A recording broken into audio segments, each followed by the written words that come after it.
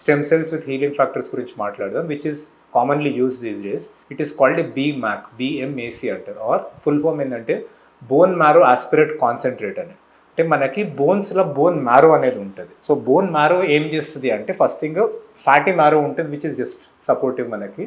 Second thing ఏంటి అంటే మనకి స్టెమ్ సెల్స్ ఉన్న మ్యారో ఉంటుంది, like the red bone marrow. ఆ బోన్ మ్యారో నుంచి మనకి వేరియస్ కైండ్ ఆఫ్ సెల్స్ వస్తాయి, లైక్ మన బ్లడ్ సెల్స్, ప్లస్ వాటికి మనకి పొటెన్షియల్ ఉంది to differentiate into other cells and heal wounds.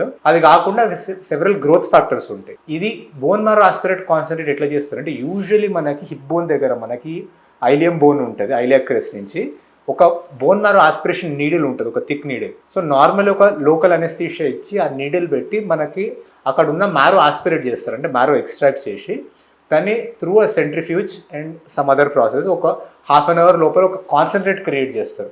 ఆ కాన్సన్ట్రేట్లో స్టెమ్ సెల్స్ ఉంటాయి, ప్లస్ మన గ్రోత్ ఫ్యాక్టర్స్ ఉంటాయి. వీటిని మనకి ఇంజర్డ్ ఏరియాలో మనం ఇంజెక్ట్ చేయగలుగుతాం, లైక్ అరిగిపోతున్న joints or joints with cartilage injuries, sometimes meniscal injuries ఉన్నది. ఫ్రాక్చర్స్ అయ్యి మనకి సర్జరీ చేసినా కూడా యూనియన్ లేదు, నాన్ యూనియన్ ఉంది, అంటే మెకానికలీ స్టేబుల్ ఫ్రాక్చర్స్. మనకు అన్స్టేబుల్ ఫ్రాక్చర్స్ ఇస్తే మనకు మీనింగ్ ఉండదు అక్కడ. సో మెకానికలీ స్టెబిలైజ్ అయిన ఫ్రాక్చర్స్ వల్ల హీలింగ్ డిలేడ్ ఉన్నా కూడా, స్లో ఉన్నా కూడా, tendon ligament injuries either surgery చేసిన తర్వాత లేదంటే కన్జర్వేటివ్ మేనేజ్ చేసే వాటిలలో కూడా